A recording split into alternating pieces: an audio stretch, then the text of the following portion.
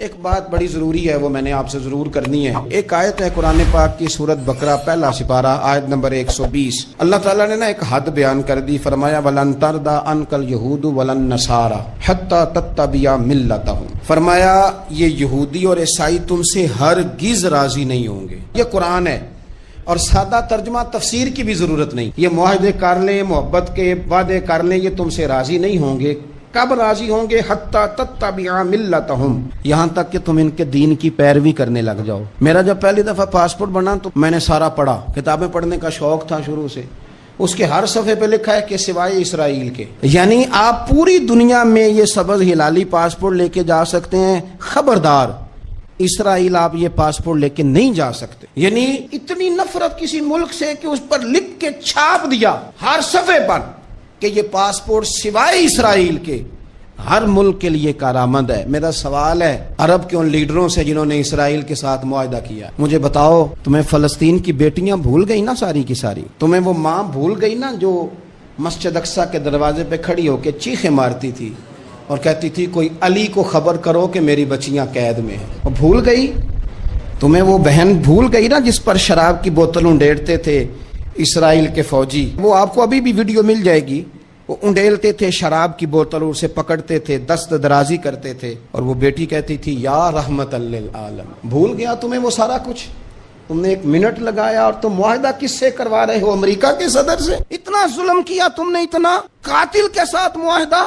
کیا سمجھتے ہو فلسطین والوں کا کوئی والی وارث نہیں؟ سنو، میرے رسول کریم صلی اللہ علیہ وسلم نے فرمایا میرا کوئی مالدار امتی دنیا سے چلا جائے، پیسے جائیدادیں چھوڑ کے، نبی پاک صلی اللہ علیہ وسلم نے فرمایا مسلمان ایک جسد واحد کی طرح، ایک جسم کی طرح، ایک حصہ تکلیف میں ہو تو دوسرا اس کی درد محسوس کرتا ہے۔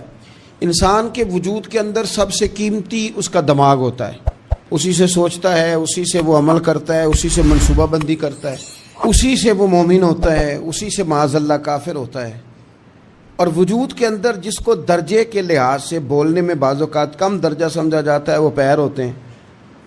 اور تو میری ٹھوکر کے بھی قابل نہیں، میں تجھے جوتے کی نوک پہ، پیر کی نوک پہ بھی نہیں سمجھتا۔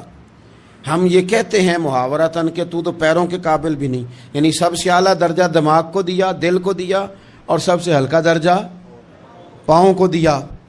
لیکن مجھے بتلائیے گا اگر کبھی پاؤں کی سب سے چھوٹی انگلی، چھنگلیا، چیچی، اس پہ اگر کبھی زخم لگ جائے تو جسم کا سب سے اعلیٰ حصہ دماغ ہے، دماغ نے کبھی یہ کہا ہے کہ چھوڑو یہ تو سب سے نچلا درجہ ہے، نہیں جانا ڈاکٹر کے پاس، اتنا ٹائم کہاں ہے، رہنے دو، چھوٹی سی تو انگلی ہے، خیر ہے؟ ایسا کبھی ہوا ہے؟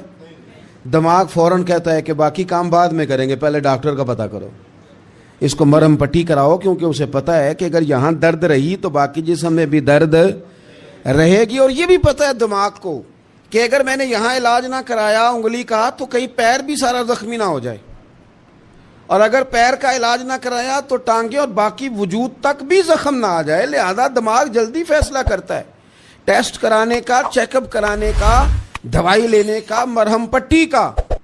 اور میرے بھائی مسلمان ایک وجود کی طرح ہے، یہ تو ہو سکتا ہے کچھ مسلمان ملک غریب ہوں اور کچھ کے پاس تیل کے کنویں ہوں، کچھ کے پاس سونے کے پہاڑ ہوں، یہ تو ہو سکتا ہے کہ بعض اوقات یہ وہ سمجھ لیں کہ ہم اعلیٰ درجے کے ہیں، لیکن یہ یاد رکھیں اگر ایک جسم کی طرح ہیں، سوچتے ہیں اور ہیں، کیونکہ نبی پاک نے فرمایا ہے، اگر اس طرح سوچتے ہیں تو پھر میرا خیال ہے کہ جس طرح تیل کے کنویں والے کو اپنی درد ہوتی ہے نا، سونے کے پہاڑوں والے ملک کو جس طرح اپنی درد ہوتی ہے نا، اس طرح اسے کسی کو بھیکارت کی نظر سے دیکھنا نہیں چاہیے، چونکہ جسد واحد ہے۔ اور جسد واحد میں اگر کوئی درجہ بڑا بھی رکھتا ہو کہ جناب ہمارے پاس ایک بڑی جگہ ہے، متبرک جگہ ہے، ہم بڑے ہیں، تو آپ بڑے ہیں، لیکن بڑا دماغی یہ فیصلہ کرتا ہے کہ بھائی وہ چھوٹا سا پیر کا حصہ زخمی ہے، جلدی کرو علاج کراؤ، لیکن بڑے دماغ والا کہے کہ میرا گھر تو محفوظ ہے۔ معراج کی بات کرنے کا تو اب وقت آیا ہے، اس لیے کہ معراج کا سارا واقعہ تو مسجد اقصیٰ کے گرد گھومتا ہے۔ سبحان الذی اسریٰ بعبدہ لیلا من المسجد الحرام الی المسجد الاقصیٰ، حضور نے معراج کی رات مسجد اقصیٰ میں نماز پڑھائی تھی۔ اور ایک بار پھر سے طیبہ سے فلسطین میں آ، راستہ دیکھتی ہے پھر مسجد اقصیٰ تیرا۔ ایک بار حضور گئے تھے مکے سے مسجد اقصیٰ، اور پھر حضور فرماتے ہیں جب میں واپس گیا نا تو کفار نے جو کہ مسجد اقصیٰ دیکھی ہوئی تھی تو مجھ سے پوچھنا شروع کر دیا کہ مسجد اقصیٰ کی کھڑکیاں کتنی ہیں، دروازے کتنے ہیں، پلر کتنے ہیں۔ جب انہوں نے سوال جواب کیے تو حضور فرماتے ہیں کہ رب کریم نے مسجد اقصیٰ کو اٹھا کے میرے سامنے رکھ دیا۔ میں دیکھتا جاتا تھا، بتاتا جاتا تھا، کہہ لوں بات کر لوں۔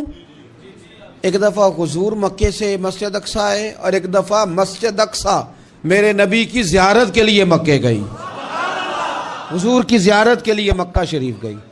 او میرے نبی تو صرف کسی چیز کی طرف ایک دفعہ دیکھ لیں تو وہاں رحمت کے پھول کھلتے ہیں۔ مسجد اقصیٰ کی طرف منہ کر کے 17 مہینے میرے نبی نے نماز پڑھی ہے۔ مسلمانوں پتہ ہی کوئی نہیں، ہماری خبریں ہی اور ہیں، ہمارا درد ہی اور ہے، ہمیں پتہ ہی نہیں بم کہاں برس رہے ہیں، ہمیں یہ خبر ہی نہیں۔ اور میں اس دور میں تقریریں کر رہا ہوں جہاں سوتوں کو جگانا نہیں پڑتا، جاگتوں کو جگانا پڑتا ہے۔ سیانے لوگوں کو سمجھانا ہمارے ذمہ لگ گیا، کیا کریں؟ اس قوم کو سکھانا پڑتا ہے جسے پتہ سارا ہے لیکن جان بوجھ کے آنکھیں ہماری بند ہیں۔ یہ مولوی کو بات کرتا تو لوگ کہتے دیکھو مولوی گالی دیتا ہے، لیکن اگر قائد اعظم محمد علی جناح کہے کہ اسرائیل امریکہ کی ناجائز اولاد ہے تو پھر تو تمہیں ہضم کر لینا چاہیے نا، پھر تو لبرل کو بھی ہضم ہونا چاہیے نا کہ قائد اعظم نے کہا ہے، اور اس ناجائز بچے کو تم نے اتنی طاقتیں دے دی کہ وہ مسلمانوں کے قبلہ اول میں نماز پڑھنے والوں کو بھی نہ بخشے۔ کہاں گئی تمہاری وہ انسانی حقوق کی بڑی بڑی تنظیمیں، کدھر گئی؟ اور میرا پاکستانی میڈیا سے بھی سوال ہے، چند دن پہلے سیالکوٹ میں ایک واقعہ ہوا، ناانصافی ہو گئی جی، ناانصافی ہو گئی جی ایک بی بی کے ساتھ۔ ہر بندے نے شور مچایا، بڑے بڑے طوفان اٹھتے ہیں، کیوں ہوا جی کیوں ہوا؟ تو مسجد اقصیٰ کی توہین ہو گئی تو پھر طوفان کیوں نہیں اٹھا؟ ٹاک شو کیوں نہیں ہوئے؟ بحثیں کیوں نہیں ہوئی؟ میں اس موم بتی مافیا کا کیا کروں؟ ان لبرل لوگوں کا کیا کروں؟ ان کے سپورٹروں ووٹروں کا کیا کروں؟ ان سیاسی جماعتوں کے کارکنوں کو کیا نام دوں کہ جو ان فضول بحثوں میں تو وقت ضائع کرتے ہیں، اور وہ مسجد اقصیٰ جس کے بارے میں میرے نبی پاک صلی اللہ علیہ وسلم سے ایک صحابیہ نے پوچھا تھا، یا رسول اللہ مسجد اقصیٰ میں نماز پڑھنا کتنا کو بہتر ہے باقی نمازوں کے مقابلے میں؟ تو حضور نے فرمایا 1000 گنا بہتر ہے۔ بی بی عرض کرنے لگی، سونیا میں جا تو نہیں سکتی، دل بڑا کرتا ہے۔ تو حضور نے فرمایا جا نہیں سکتی تو وہاں تیل ہی بھجوا دے، جس میں حاضری لگوانے کی حضور بات کریں جس مسجد میں۔ اور نبی پاک علیہ السلام نے فرمایا خاص کر کے سفر کرنا ہوا تو 3 مسجدوں کے لیے کرنا، ایک مسجد حرام بیت اللہ کے لیے، ایک مسجد نبوی کے لیے، اور تیسرا مسجد اقصیٰ کے لیے۔ بیت المقدس مسجد اقصیٰ معمولی جگہ نہیں، حضور نے فرمایا 3 سفر کرو تو سمجھنا ہم عبادت کر رہے ہیں۔ کون کون سے؟ فرمایا اگر بیت اللہ جاؤ تو عبادت سمجھ کے جانا، مسجد نبوی کی طرف جاؤ تو عبادت ہے، اور مسجد اقصیٰ کی طرف جاؤ تو یہ بھی عبادت ہے۔ اور فرمایا مسجد اقصیٰ میں جس نے ایک نماز پڑھی اسے 25,000 نمازوں کا ثواب ملے گا۔ اور میرے رسول پاک نے یہ وہ مسجد ہے جس کے ساتھ معراج شریف جڑا ہوا ہے۔ قرآن پاک نے کہا کہ اس مسجد میں سبحان الذی اسری بعبدہ لیلا من المسجد الحرام الی المسجد الاقصی۔ مسلمانوں قرآن کہتا ہے کہ تمہارے معراج کی شان رسول پاک کی مسجد اقصیٰ سے جڑی ہے۔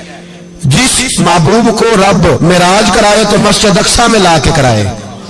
وہ جگہ معمولی جگہ ہے، وہ معمولی جگہ ہے مسجد اقصیٰ۔ نبی پاک نے وہاں نبیوں کی امامت کرائی، 17 مہینے اس مسجد کی طرف منہ کر کے تیرے اور میرے رسول نے نمازیں پڑھی۔ چھوٹی جگہ ہے، اور پوری دنیا کا مسلمان اسے چاہیے شرم سے گڑ جائے۔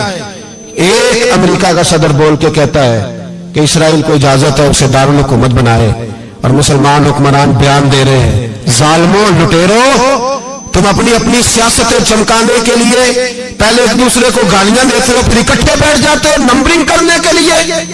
تم دین کے اس مسئلے میں سارے اکٹھے کیوں نہیں بیٹھے؟ سارے پاکستان کے سیاستدانوں کو، علماء اور مشائخ کو چاہیے تھا ایک پیج پہ اکٹھے ہوتے، اکٹھے بیٹھ کے ایک بیان ہی دے دیتے، ایک بات ہی کر دیتے. پھر میرا سلوٹ ہے ترکی کے صدر کو، پھر میرا سلوٹ ہے ترکی کے صدر کو.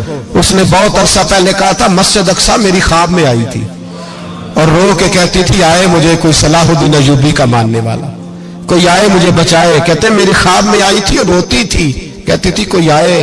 اور ایک شاعر نے کہا مسجد اقصی نبی پاک کو بھی بلاتی ہے، کہتی ہے ایک بار پھر طیبہ فلسطین میں آ، راستہ دیکھتی ہے پھر مسجد اقصی تیرا، ایک بار پھر سے طیبہ سے فلسطین میں آ، راستہ دیکھتی ہے پھر مسجد اقصی تیرا.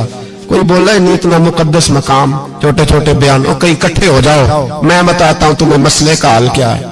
میں بتاتا ہوں دو کام کرو. ایک کام وہ کرو جو حضرت سلمان فارسی نے کیا تھا، سنو سنو حل سنو مسئلے کا. میں چھوٹا آدمی ہوں پر حل سنو مسئلے کا.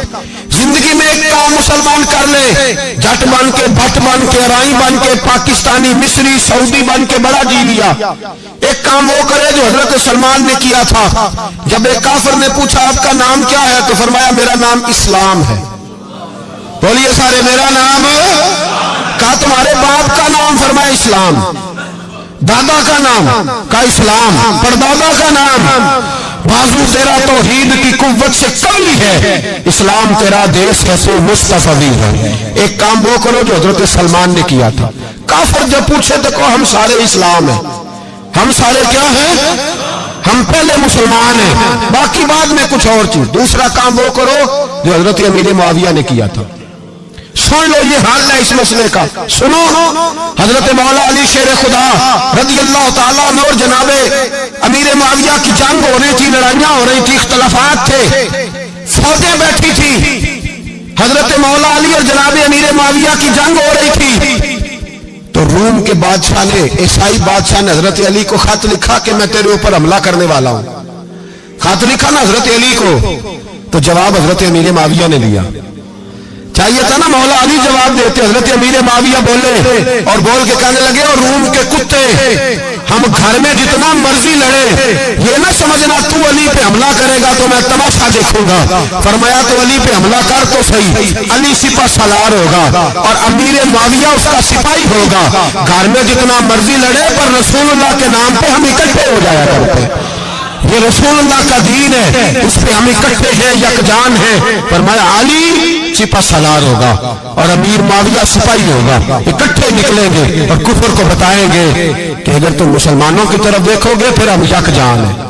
پھر ہم بولیے پھر ہم گنبد خضرا کے سائے تلے ایک ہیں، ایک ہیں، ایک تھے اور ایک رہیں گے. اس لیے یہ دو کام اگر مسلمان کرے، دو کام ٹھیک ہے، اختلاف ہو گئے، بڑا کچھ ہو گیا، لیکن ان سے کہیں کہ جب تم آؤ گے تو پھر ہمیں علیحدہ علیحدہ نہیں پاؤ گے، پھر ہمیں تم اکٹھے پاؤ گے، اکٹھے میدان میں نکلیں گے. اور کوئی اتنی لمبی چوڑی بات نہیں.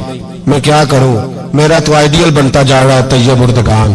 عجیب بات ہے نا کہ اس کے پاس ایٹمی طاقت آپ سے کمزور ہے، آپ کی تگڑی ہے. اس کے پاس جو فوجی طاقتیں ہیں وہ اپنی جگہ پر، آپ کی فوجی طاقتوں کا لوہا مانتی ہے دنیا. لیکن پھر مجھے کہنے دو نا، میدان میں بندہ ایٹمی طاقت سے نہیں لڑتا، ایمان کی قوت سے لڑتا ہے. اور بول اٹھا ہے نا، کیا کر لیا اس نے اپنی پارلیمنٹ سے خطاب کیا ہے، مطالبہ ہے، علماء سے گزارش ہے، مشائخ سے گزارش ہے، ہر مکتبہ فکر کے آدمی سے گزارش ہے، علماء اور سیاستدانوں سے اپیل ہے کہ پارلیمنٹ کا مشترکہ اجلاس بلائیں، مشترکہ. اس میں ہر سیاسی جماعت کا لیڈر بیٹھے اور اکٹھے بیٹھ کے ان کو یہ میسج دے کہ بازو تیرا توحید کی قوت سے قوی ہے، اسلام تیرا دیس ہے تو مصطفی. اور ان کو بتائیں کہ ہزاروں قومیں وجود میں آئیں، دہر میں خشک و تر کے رشتے سے ہم نے بنیاد دوستی رکھی، یاد خیر البشر کے رشتے سے. مسلمان ہی نہیں ہوتا. صلاح الدین ایوبی اپنے خیمے میں بیٹھے تھے، ایک بی بی آ گئی، اس قبیلے کا کوئی شخص مسلمان نہیں ہوتا. بی بی آئی، آ کے کہنے لگی میرے 4 بیٹے جنگ میں کھو گئے, چھوٹے چھوٹے بچے جنگ میں کھو گئے, مل نہیں رہے. فوجیوں کو حکم دے مجھے میرے بچے تلاش کر کے دیں. صلاح الدین ایوبی نے جھٹ پر سر پہ امامہ باندھا, نیزہ پکڑا, سینے بند باندھا, اپنے جبے کو سمیٹا اور باہر کہنے لگی تو کدھر جا رہا ہے؟ کہنے لگا میں خود تیرے بچے تلاش کر کے دوں گا. صلاح الدین چند سپاہی ساتھ گلی گلی نکلے, گلی گلی فجر کے نکلے, اثر ہو گئی, تھک گئے, 2 نمازیں صحرا میں پڑھی. جنگل کے اندر پہنچے تو ایک کونے میں 4 بچے ایک جگہ ڈرے اور سہمے ہوئے بیٹھے ملے. صلاح الدین ایوبی اٹھا کے لائے, ماں کو کہنے لگے تیرے بچے ہیں.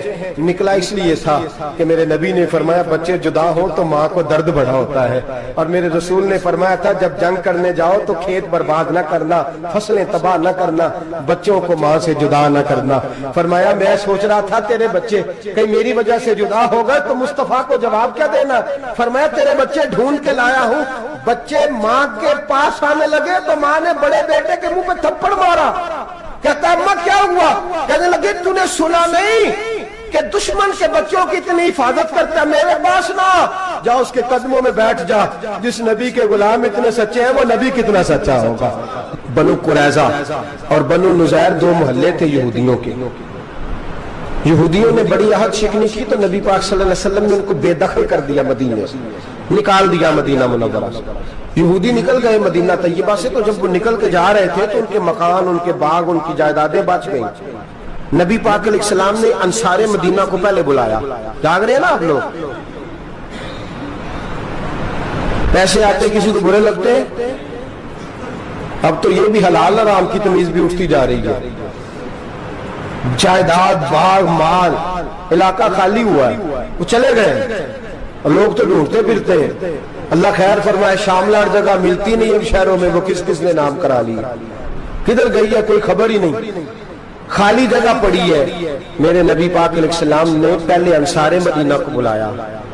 حضور نے فرمایا انصاریوں بہت بڑی جائیدادیں یہودیوں کی, بنو نذیر اور بنو قریظہ محلے خالی ہو گئے, میرا دل کرتا ہے وہ تمہیں دے دوں, اس لیے کہ تم نے اپنے مہاجر بھائیوں کے ساتھ بڑا تعاون کیا, جائیدادیں تم نے دے دی ہیں, مکانات دے دیے ہیں, بڑا کچھ تم نے دیا, میرا دل کرتا ہے وہ تمہارے نام کر دوں.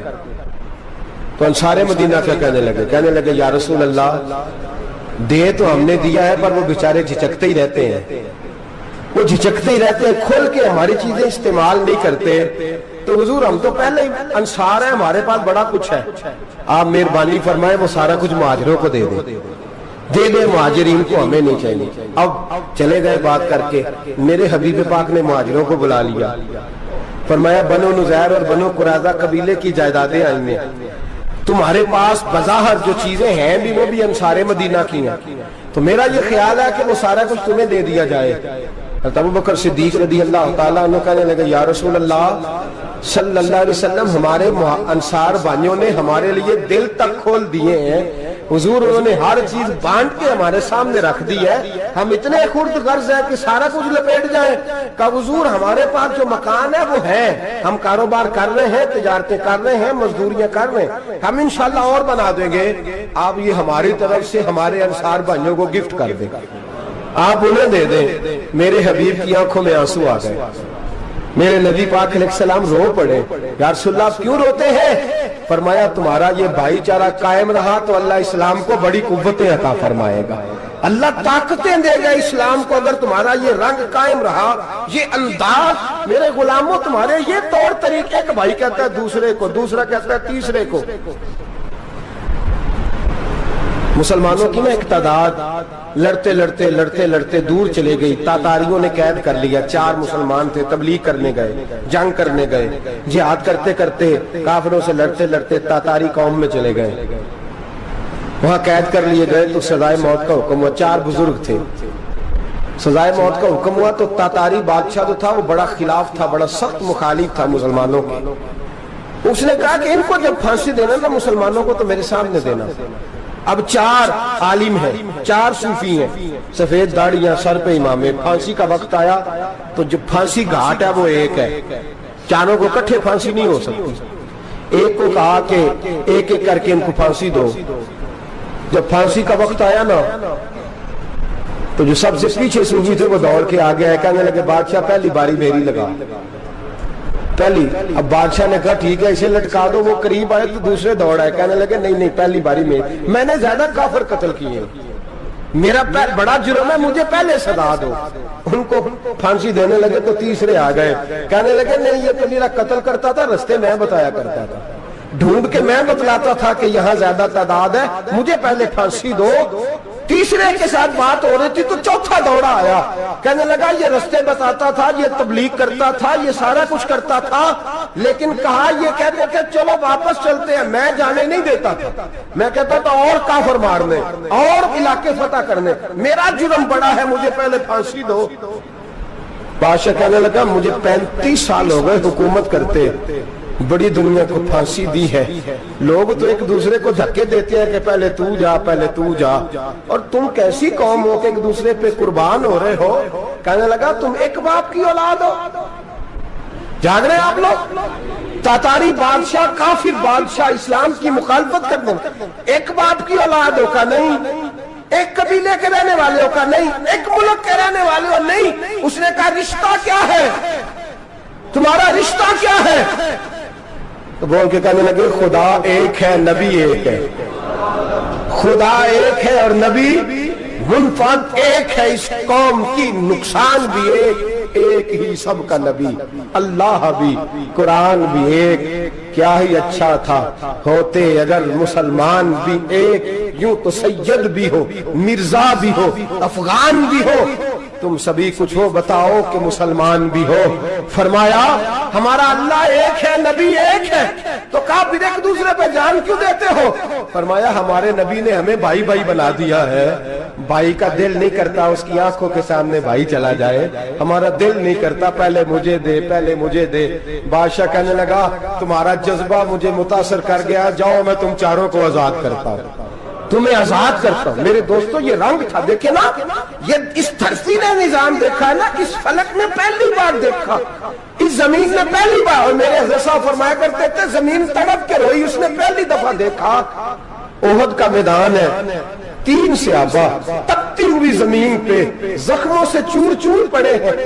हजरत अनस बिन नजर रज़ी अल्लाह ताला अन्हु पानी का प्याला लेके पहुंचे, एक जख्मी से कहा तुझे पानी पिलाना है, तो कहने लगा मेरे जख्म थोड़े हैं, वो जो साथ पड़ा उसके जख्म गहरे हैं, पहले उसे पानी पिला दे, जा उसे दे दे। उसके पास पहुंचे तो वो कहने लगा वो मुझसे पहले गिरा था, उसका जख्म ज्यादा गहरा है, उसे पानी पिला। तीसरे के पास गए तो कहने लगा चौथा तड़प ज्यादा रहा है, उसकी उम्र ज्यादा है, मैं तो जवान बर्दाश्त कर लूं, बुढ़ापे की वजह से निढाल हो गया, पहले उसे पानी पिला। चौथा कहने लगा पांचवें के पास जा, पांचवा कहने लगा छठे के पास जा।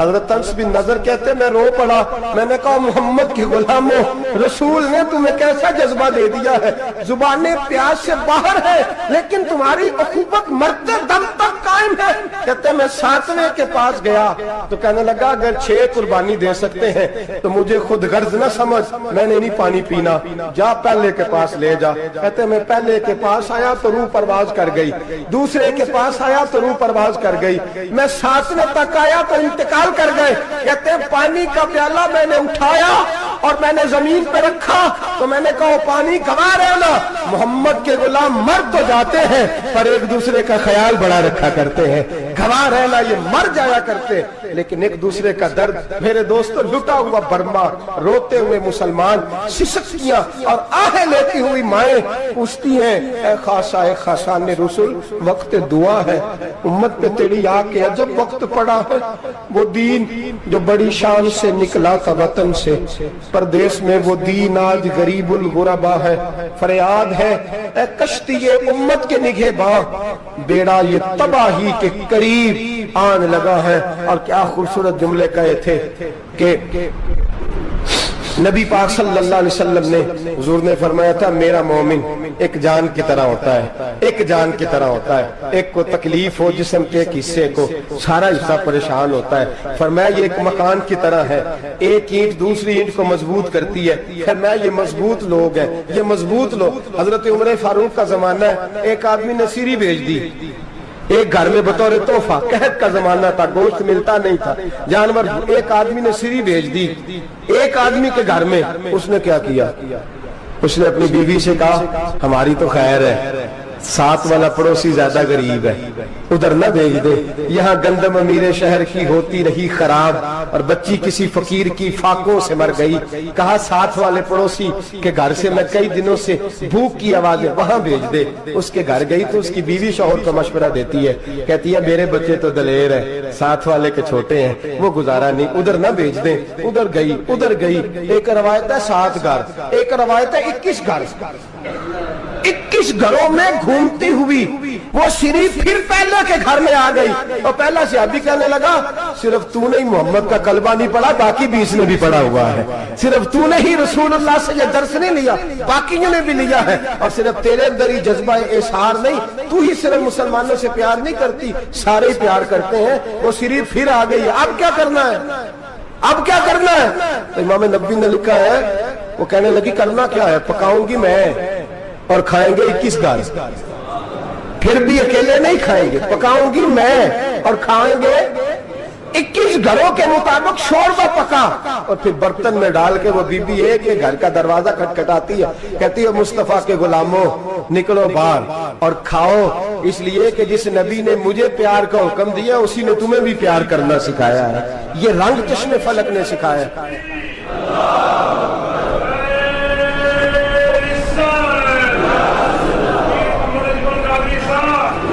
آپ کی بڑی مہربانی, زندہ باد وہی ہے جس کو اللہ رسول زندہ باد فرمائے, بڑی مہربانی, اللہ جزا دے. عرض یہ کرنے جا رہا تھا کہ رسول کریم صلی اللہ علیہ وسلم نے پیغام دیا امت کو. فرمایا کہ دیکھیں نا کتنے بڑے لفظ ہیں. یہ نہیں فرمایا دوزخ میں جائے گا, یہ نہیں فرمایا کہ اسے جہنم کی سزا ملے گی. میرے نبی نے فرمایا میں اسے مومن مانتا ہی نہیں, میں اسے مسلمان اپنا مانتا ہی نہیں. حضور کسے؟ فرمایا جو پیٹ بھر کے کھاتا ہے اور اس کا ہمسایہ بھوکا سو جاتا ہے. میں مومن ہی نہیں مانتا. سزا تو تب ملے گی نا کہ جب میں کسی سزا کا اعلان کروں. میں مانتا ہی نہیں, وہ میرا ہے ہی نہیں. خود پیٹ بھر کے کھا رہا ہے, ہمسایہ اس کا بھوکا, میں نہیں مانتا. انما المؤمنون اخوہ, مومن بھائی بھائی, میں مانتا ہی نہیں اسے. اور میرے حبیب پاک اتنے بڑے لفظ حدیث میں اور کہیں نہیں ملیں گے آپ کو, اتنے بڑے جملے کہیں نہیں ملیں گے. میرے نبی پاک نے فرمایا اللہ کہے گا قیامت کے دن, کون؟ اتنے بڑے لفظ حدیثوں میں ملتے نہیں جتنے یہ ہیں. حضور نے فرمایا رب فرمائے گا بندے سے کہ میں تیرے پڑوس میں بھوکا تھا, تو نے مجھے روٹی کیوں نہیں کھلائی؟ کون کہہ رہا ہے؟ اللہ کہہ, میں بھوکا تھا تو نے روٹی نہیں دی, میں ننگا تھا تو نے کپڑا نہیں دیا, میں پیاسا تھا تو نے پانی نہیں پلایا, میں بیمار تھا تو تیمارداری. یا اللہ نہ تو کھاتا ہے, نہ پیتا ہے, نہ کپڑا پہنتا ہے, نہ تو بیمار ہوتا ہے. لا تاخذہ سنۃ ولا نوم, تجھے بیماری آتی نہیں, اونگ نیند نہیں آتی. میرے مالک تو میرے پڑوس میں تھا. تو حضور فرماتے ہیں رب فرمائے گا وہ جو بندہ تیرے پڑوس میں بھوکا تھا تو بندہ تو میرا ہی تھا نا, وہ جو بندہ تیرے پڑوس میں ننگا تھا تو بندہ تو میرا ہی تھا نا, وہ جو تیرے پڑوس میں پیاسا تڑپتا رہا تو وہ میرا ہی بندہ تھا.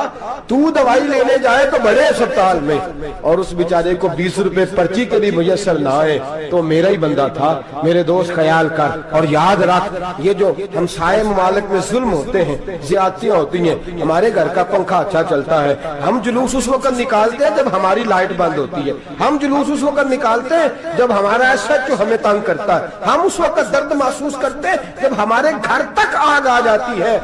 یہ جو باہر آگ جل رہی ہے یہ تیرے گھر بھی آ سکتی ہے, یہ جو باہر فساد ہو رہا ہے یہ تیرے دروازے تک آ سکتا ہے. میرے رسول پاک نے ایک جان, مسلمان کو ایک جان قرار دیا. مجھے بتائیے انگلی کو کٹ لگ جائے, مسلمان ایک جان ہے نا, انگلی کو لگ جائے کٹ, دماغ کہتا ہے میں نے نہیں سوچنا اس کے بارے میں نے اس کے درد کو محسوس نہیں کرنا. انگلی کی درد ہے, انگلی جانے, اس کا کام جانے. ایسے ہی ہوتا ہے نا. بولے پیروں سے کہتے ہیں, انگلی کہتی ہے چل ڈاکٹر کے پاس, پیر کہتے ہیں نہیں میں نے نہیں جانا, انگلی کا کام ہے انگلی جائے. ایسے ہی ہے نا. دل سے کہتے ہیں تو تڑپ تھوڑا سا, انگلی کو درد ہے, کہتے میں کو تڑپوں, انگلی کا ماما, انگلی جانے, اس کا کام جانے. ٹیلی فون کرنا ہے, ڈاکٹر صاحب کا پتہ کرنا ہے, تو کان کہتے ہیں میں نے نہیں بات سننی ڈاکٹر صاحب کی, زبان کہتی ہے میں نے نہیں بولنا, انگلی جانے. ایسا ہوتا ہے. پیر احتجاج کرتے کہ میں نے ڈاکٹر کے پاس, میں کیوں چکر کھاتا پھروں ڈاکٹر کی دکان کی, انگلی کو درد ہے انگلی جانے. ایسا ہوتا ہے بھئی. میرے رسول پاک نے فرمایا مسلمان ایک جان ہے. تو درد برما کے مسلمانوں کو ہو رہا ہے تو پاکستانی کہہ رہے ہیں کوئی بات نہیں, وہ جانے, ان کا کام جانے. ایک جان ہے نا, درد ہونا چاہیے, تکلیف ہونا چاہیے. پھٹے پہ باتیں ہوتی ہیں اس موضوع پہ, شاملی پہ گفتگو ہوئی ہے اس موضوع پہ. آپ کی صوبائی اسمبلی میں اس موضوع پہ بولی؟ آپ کے کونسل اس موضوع پہ بولے؟ ہم تو اپنی اپنی سیاستیں، اپنے اپنے تماشے، اپنے اپنے چکروں میں لگے ہوئے۔ وہ دریا کے اندر سسکتے مسلمان، بنگالی کہتے ہیں ہمارے نہیں، برمی کہتے ہیں ہمارے نہیں، پاکستانی کہتے ہیں ہمارے نہیں، ترکی کہتے ہیں، وہ کس کے ہیں؟ وہ کس کے ہیں؟ وہ اللہ کے بندے ہیں، محمد عربی کے غلام ہیں صلی اللہ علیہ وسلم۔ لیکن میرے دوستو، کیا ہمیں کیا غرض ہے؟ وہ جانے، ان کا کام جانے۔ یہ جب تیرے پیروں تک آگ آئے گی پھر تجھے پتا چلے گا یہ بڑی سخت آگ ہے۔ آج جس کافر نے برما پر عرصہ دراز تنگ کیا ہے، مسلمان تھوڑے تھوڑے مفاد لینے کی خاطر نا بنو عباس اور بنو امیہ کی جنگ چل رہی تھی۔ بنو عباس جو تھے وہ غالب آ گئے، بنو امیہ جو تھے ان کی حکومت ختم ہو گئی۔ تو عیسائیوں نے بنو امیہ سے کہا کہ ہم تمہارے ساتھ تعاون کرتے ہیں، ہم تمہارے ساتھ تعاون کرتے ہیں اور بنو عباس پہ غلبہ پا کے تمہیں حکومت دلاتے ہیں۔ بنو امیہ بڑی جدوجہد کر رہے تھے بادشاہی کے لیے، لیکن انہوں نے کہا کہ ہم لڑ رہے ہیں، کوشش کر رہے ہیں، لیکن ہمیں کسی کافر کی مدد کی ضرورت نہیں۔ ہم جتنا مرضی لڑیں لیکن کافروں کے ہاتھوں بنو عباس کو مروانے کو ہم تیار نہیں ہیں۔ ہمیں خبردار، تمہارا آپس کا معاملہ ہے، ہم خود نمٹ لیں گے، تمہیں اجازت نہیں دیتے تم اندر کودو اور کود کر کے تم فسادات پیدا کرو اور مسلمانوں کے اندر تقسیم کرو۔ میرے دوستو، مسلمان کو سوچنا چاہیے، سوچ بڑی رکھنی چاہیے۔ گھر کی جنگ سے نکل آ، اب بہو ساس کے جھگڑے سے باہر آ جا، اب محلے کی سیاست چھوڑ کے باہر کا سوچ۔ اب اسلام کو تیری حاجت ہے۔ اب پوری دنیا جب مسلمان کو دیکھے نا، فیس بک یوز ہوتی ہے، اس پہ نوجوان جب اسلام کی بات کرنے لگے گا، اس پر جب بڑا اسلام کی بات کرنے لگے گا، پوری دنیا میں پیغام جائے گا کہ مسلمان اب جاگنے لگا ہے، مسلم خابیدہ بیدار ہونے لگا ہے، اب اس کی آنکھیں کھلنے لگی ہیں، اب یہ اپنے مذہب کی بات کرتا ہے، اب یہ اپنے ملک سے، صوبے سے، برادری سے نکل کر بولتا ہے، اب یہ کہتا ہے کہ بازو تیرا توحید کی قوت سے قوی ہے، اسلام تیرا دیس ہے، تو مصطفی ہے۔ اب یہ بڑی سوچ رکھتا ہے، اب یہ عالمی بات کرتا ہے۔ میرے دوستو، ہمارا تو حال یہ ہے، امام اعظم ابو حنیفہ کا فتویٰ ہے، آپ فرماتے ہیں جو مولوی عالمی حالات سے باخبر نہ ہو وہ جمعے کی تقریر نہ کرے، وہ مسلمانوں کی رہنمائی نہیں کر سکتا۔ عالمی حالات سے جو خبردار نہ ہو، تو جس کو چھٹی ہو جائے، تو نے ختم نہیں پڑھا، دوڑ جا مسجد سے، تو ختم نہیں پڑھتا ہمارے، تجھے پتہ ہی نہیں تو کہاں رہتا ہے، بھاگ جا۔ وہ عالمی حالات پہ بات کرے گا، کیونکہ بیچارے کو تو پتا میری سویرے چھٹی ہو جانی۔ سیاست کا لفظ چھیڑا نہیں تو میں گیا نہیں۔ یاد رکھے، وہ جو بیداری ہے، وہ جو اعلیٰ ظرفی ہے، وہ جو بڑی سوچ ہے، وہ جو ملت کی سوچ ہے، وہ جو قومیت کی سوچ ہے، وہ جو آگے بڑھنے کا زاویہ ہے، وہ تو اندر اقبال کہتے ہیں گلا تو گھونٹ دیا اہل مدرسہ نے تیرا، گلا تو گھونٹ دیا اہل مدرسہ نے تیرا، تجھے تو مدرسے والوں نے پلیٹ پکڑا دیا ہے کہ جا سویرے لنگر کٹھا کر کے لا اور دوپہر کو روٹیاں مانگ کے لا اور دیکھ آج مرا کون ہے، ختم کس کا پڑھنا ہے، تو گلا تو گھونٹ دیا اہل مدرسہ نے تیرا، اب کہاں سے آئے گی صدا لا الہ الا اللہ، تو گھونٹ دیا تیرا گلا، تو کیسے بڑی بات کرے گا؟ بڑی بات کے لیے بڑی سوچ چاہیے، بڑی تگودو چاہیے، بڑی کوشش چاہیے، بڑا حوصلہ چاہیے۔ مسلمان چھوٹی چھوٹی لڑائی میں، چھوٹی چھوٹی جنگ میں، ایک دکاندار دوسرے دکاندار سے لڑ رہا ہے، گلی والا دوسری گلی والی سے لڑ رہا ہے، محلے والا محلوں پہ اعتراض، ایک شہر میں رہنے والے میں نے دوسرے محلے پہ اعتراض کرتے دیکھے۔ یقین کریں، ایک شہر میں رہنے والے، علاقے میں بسنے والے کہتے ہیں بھائی توبہ ہے، اس محلے تو اللہ ہی بچائے۔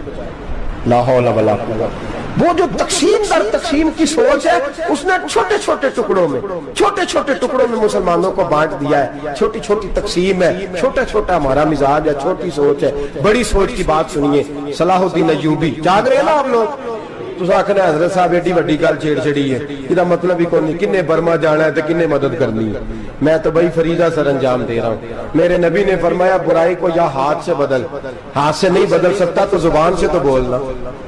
تو میں معذور ہوں، کمزور آدمی ہوں، ہاتھ سے بدلنے کی طاقت نہیں رکھتا، تو دوسرے درجے پہ تو مجھے عمل کرنے دو نا۔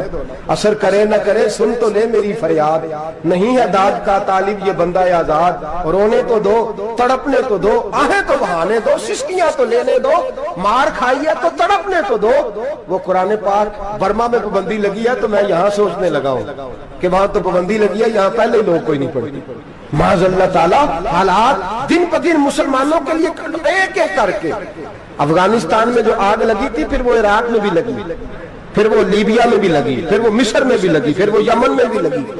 सऊदी अरब में धमाके हुए, मेरा दिल तड़पा है, मुझे परेशानी हुई, मैं बच्चे पास थे, मैं बड़ा डिस्टर्ब हुआ। मैंने कहा यार ये हमारा सबका इजमाई अकीदत का मरकज है, हम कम से कम 1000 इख्तलाफ के बावजूद कहा करते थे कि अरब में अमन है यार, वहाँ सुकून है, वहाँ दुकानें खुली छोड़ के लोग चले जाते हैं, वहां भी फसाद होने लगा, वहां भी आग बढ़ गई है। लेकिन हम सिर्फ छोटी छोटी करके जब आग बुझाने की कोशिश करेंगे उस वक्त आग नहीं बुझेगी। जब हर आदमी अपने प्याले में पानी लेके आएगा, हर शख्स अपने घर की नल चलाएगा, हर शख्स नलका चलाएगा और पानी निकाल के ये आग बुझाएगा, तब ये आग बुझेगी। हर आदमी को किरदार सोच बड़ी करे, नजरिया बड़ा करे, मिल्लत की बात करे, मुसलमान होके सोचे, मुसलमान होके सोचे खुदारा निकले ये घर के झगड़ों से, थोड़ी देर के लिए अपने आप को बड़ा करे, बड़ी सोच आप बनाएं। जब दोस्तियां लगाएं, गिराने लगाएं, फिर छोटे मोटे हिसाब से बचें। बाबा बुल्ले शाह साहब फरमाते कोरे वर्क किताब नहीं हुंदे, कोरे वर्क किताब नहीं हुंदे, पत्थर दिल गुलाब नहीं हुंदे, ओ बुल्लिया यारी सोच के लाई यारा नाल हिसाब नहीं हुंदे। फिर जरा निकले इस हिसाब किताब से बाहर, बुल्लिया यारी सोच के लाई यारा नाल हिसाब नहीं हुंदे। फिर जरा बड़ा ज़हन करे, छोड़े अपने हिसाब, युबसिरून अला अनफुसिहिम वलनबलुवन्नकुम बिशैइन मिनल खौफि वल जूइ व नक्सिन मिनल अमवालि वल अनफुसि वस समरात। फिर हिसाब किताब से निकले, फिर इमाम अली मकाम की तरह ये सोच बनाए कि हुसैन के बच्चे चले जाए तो कोई हर्ज नहीं, उम्मत पर आंच नहीं आनी चाहिए। एक इमाम अली मकाम, कल तक इमाम मैदान में खड़े थे तो अकेले थे, लेकिन आज पूरी दुनिया कहती है हुसैन हमारा है, हुसैन हमारा। आज नजरिया इमाम अली मकाम जिंदा है, तू अकेला है तो खड़ा हो, ये ना कहा कर छोटी सी मस्जिद है, एक कोना का खड़कावा, मौलाना तकरीर कर रहे हैं तो क्या बनेगा, एक आवाज कहीं से गूंजा करती है, फिर उसमें तासीर मेरा अल्लाह पैदा फरमा दिया करता है, फिर उसके अंदर कुव्वत मेरा रब पैदा फरमा दिया करता है, फिर अल्लाह उसमें तासीर पैदा करके चार दांग आलम में फैला दिया करता है। सलाहुद्दीन अय्यूबी, मुसलमानों पे जुल्म हुआ, फलस्तीन में आग लगी और पूरे फलस्तीन की गलियां खून से भर गई। एक दिन के अंदर 70,000 मुसलमान कत्ल हुआ। घोड़ों से सड़कों पे चला नहीं जाता था, घोड़े फिसलते थे, इतना खून था, और कच्ची सड़कें थी, इतना खून था। पहले कच्ची जमीन ने खून पिया, फिर खून उससे बाहर आया, फिर भी इतना सख्त 70,000 आदमी कत्ल हुआ। सलाहुद्दीन अय्यूबी कौन थे? मेरे गौसे आजम जिलानी के मदरसे के तालिब इल्म थे। जामिया निजामिया मदरसा, ये मदरसे हैं जिन्होंने दीन के मुजाहिद पैदा किए, मदारस है इन्होंने दीन के मुजाहिद पैदा करके पूरी दुनिया के अंदर फैलाए हैं। मदारस के अंदर दहशत गर्दी आई, मैं इख्तलाफ नहीं करता, लेकिन अभी भी मदरसे हैं जिन मदरसों से रसूलुल्लाह के दीन का सच्चा दरस दिया जाता है, अमन प्यार और मोहब्बत की फिजा को आम किया जाता है वो मदारस, और इंशाअल्लाह क़यामत की सुबह तक वो मदरसे कायम रहेंगे। सलाहुद्दीन अय्यूबी मदरसे के तालिब इल्म है, मदरसे का, लेकिन मदरसा उसका था जो साथ दरवेश भी था, जो साथ अल्लाह रसूल के अहकामात मोहब्बत के साथ फैलाने वाले गौसे आजम जिलानी का मदरसा था। उस मदरसे का पढ़ने वाला तालिब इल्म, देखे ना, इल्म दीन शहीद कौन था? नाते पढ़ने वाला था ना, खत्म दिलाने वाला था। आमर चीमा शहीद कौन था? नाते पढ़ने वाला था ना। ये नाते वो चीज होती है जो दिलों के अंदर असर पैदा कर देती है, जो नबी पाक की मोहब्बत को परवान चढ़ाती है, और यही चिराग जलेगा तो रोशनी होगी। सलाहुद्दीन अय्यूबी अकेला अपने दोस्तों से कहने लगा मुसलमानों की मदद, चंद सालों में निकलो मदद करें। उन्होंने कहा तेरे निकलने से क्या होगा? कहने लगा मैंने नहीं निकलना, मेरे अल्लाह ने मेरी मदद करनी है, मेरे अल्लाह ने मेरी उठ बांध कमर, क्या डरता है फिर देख खुदा क्या करता है। और मैं मुझे निकलने दे, अल्लाह मेरी मदद करेगा। थोड़ा थोड़ा करके फौज जमा की, कोशिश की। चंद सालों के बाद उसी जगह जहां मुसलमानों का खून बहा था, अल्लाह ने इस्लाम का झंडा फिर से बुलंद कर दिया। सलाहुद्दीन अय्यूबी फातेह बन के मस्जिद अक्सा के दरवाजे पे खड़ा है। चंद साल गुजरे, ईसाइयों का अपना वो जुल्म अभी याद है, और ईसाई सारे लीडर कहते हैं तैयारी कर लो, अब हमारे बच्चे काटे जाएंगे, औरतें बेवा होंगी, गर्दनें कटेंगी, अब देखना जितना खून हमने बहाया था मुसलमान उससे दुगना बहाएंगे। सलाहुद्दीन अय्यूबी घोड़े पे खड़े हैं और पूछते हैं ओ ईसाइयों बताओ तुम्हारे साथ क्या करूं? गर्दनें झुक गईं, जवाब कोई भी नहीं। कहा तुमने 70,000 मुसलमान एक दिन में मारा था, बोलो तुम्हारे साथ क्या करूं? तुमने एक दिन में मुसलमान यूं काटे जैसे गाजर मूली काटी जाती है, बोलो क्या करूं? عیسائی کہنے لگے ہمیں اپنے ظلم یاد ہے، تشدد یاد ہے، بربریت یاد ہے، تو بہتر جانتا ہے تو نے کیا کرنا ہے۔ صلاح الدین ایوبی گھوڑے پہ فاتح کھڑا ہے، آنکھوں میں آنسو آئے، تڑپ کے رویا، کہنے لگا میں تمہارے ساتھ وہی سلوک کروں گا جو میرے مصطفیٰ نے قریش مکہ کے ساتھ فرمایا تھا، لا تصریب علیک، جاؤ تم پر کوئی زیادتی، جاؤ تم آزاد ہو۔ اس نے کہا تو کر کیا رہا ہے؟ کہنے لگا میں کیا کروں، میں اس محمد کا ماننے والا ہوں جس نے معاف کرنا سکھایا ہے صلی اللہ علیہ وسلم، میرے پیروں میں زنجیر ہے رسول اللہ کی غلامی کی، جاؤ تم آزاد ہو۔ اس نے کہا تم آزاد ہو، لوگوں نے کلمہ پڑھنا شروع کر دیا، اشہد ان لا الہ الا اللہ واشہد ان محمدً عبدہ۔ سارے قبیلے کے کچھ نہ کچھ لوگ مسلمان، ایک قبیلہ رہ گیا مسلمان نہیں ہوتا۔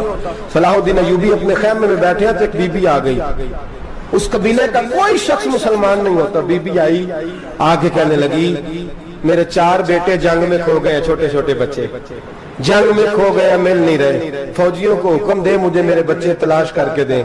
صلاح الدین ایوبی نے جھٹ پٹ سر پہ امامہ باندھا، نیزہ پکڑا، سینے بند باندھا، اپنے جبے کو سمیٹا اور باہر کہنے لگی تو کدھر جا رہا ہے؟ کہنے لگا میں خود تیرے بچے تلاش کر کے دوں گا۔ صلاح الدین چند سپاہی ساتھ گلی گلی نکلے، گلی گلی فجر کے نکلے، اثر ہو گئی، تھک گئے، 2 نمازیں صحرا میں پڑھی، جنگل کے اندر پہنچے تو ایک کونے میں 4 بچے ایک جگہ ڈرے اور سہمے ہوئے بیٹھے ملے۔ صلاح الدین ایوبی اٹھا کے لائے، ماں کو کہنے لگے تیرے بچے ہیں، نکلا اس لیے تھا کہ میرے نبی نے فرمایا بچے جدا ہو تو ماں کو درد بڑا ہوتا ہے، اور میرے رسول نے فرمایا تھا جب جنگ کرنے جاؤ تو کھیت برباد نہ کرنا، فصلیں تباہ نہ کرنا، بچوں کو ماں سے جدا نہ کرنا۔ فرمایا میں سوچ رہا تھا تیرے بچے کہیں میری وجہ سے جدا ہو گئے تو مصطفیٰ کو جواب کیا دینا۔ فرمایا تیرے بچے ڈھونڈ کے لایا ہوں۔ بچے ماں کے پاس آنے لگے تو ماں نے بڑے بیٹے کے منہ پہ تھپڑ مارا، کہتا اماں کیا ہوا؟ کہنے لگے تو نے سنا نہیں کہ دشمن کے بچوں کی اتنی حفاظت کرتا ہے، میرے پاس نہ جا، اس کے قدموں میں بیٹھ جا۔ جس نبی کے غلام اتنے سچے ہیں وہ نبی کتنا سچا ہوگا، جس نبی کے نوکر اتنے کھڑے ہیں وہ نبی کتنا کھڑا ہوگا، جا کے کلمہ پڑھ لے۔ میرے دوست یہ اسلام ہے جس نے غیروں کا درد بھی اپنے سینے میں رکھا۔ اقبال کہتا ہے سارے زمانے کا درد ہمارے ہی سینے میں ہے، برما کا مسلمان ہو یا عراق، لیبیا، افغانستان، کشمیر کا مسلمان ہو، میرے دوست وہ غیر نہیں ہے، وہ تیرا اپنا ہے۔ اس کا رنگ نہ دیکھ، اس کی بولی نہ دیکھ، اس کا قبیلہ اور علاقہ نہ دیکھ، دیکھ کہ وہ تیرے رسول کا کلمہ پڑھتا ہے، وہ دیکھ کہ وہ کعبے کی طرف منہ کر کے نماز پڑھتا ہے، دیکھ کہ تیرا اور اس کا نصاب زندگی قرآن ایک ہے۔ میرے دوست کچھ نہیں کر سکتا تو دعا تو کر دیا کر، کچھ نہیں کر سکتا تو التجا تو کر دیا کر، اللہ کے حضور یہ تو کہا کر کہ اللہ مسلمان جہاں بھی ہیں تو ان کی مدد فرما، اللہ مسلمان جہاں بھی ہیں تو ان کی غیبی امداد فرما۔ یہ دعا تو میرے دوستوں ضرور کیا کرو، سوچ بڑی کریں، جب بھی آپ بولیں، جب بھی آپ لکھیں، جب بھی کسی سے بات کریں تو بحیثیت مسلمان کے بات کریں، بحیثیت ایک نبی پاک کے غلام کے بات کریں، اپنی زندگی اس انداز میں ترتیب دیں کہ پہلے آپ مسلمان ہیں، اس کے بعد آپ کچھ اور ہیں، پہلے اسلام کی بات کریں، بڑی بات کریں، بڑے حوصلے کی بات کریں، پھر اسلام کو قوت ملے گی، پھر بیداری امت کو نصیب ہوگی۔ اللہ کریم برما کے مسلمانوں کو اپنی رحمت کی ٹھنڈی چھاؤں نصیب فرمائے، ہمیشہ مدحت خیر الانام میں گزرے، دعا ہے یہ عمر درود و سلام میں گزرے۔ آخر دعوانا ان الحمدللہ رب العالمین۔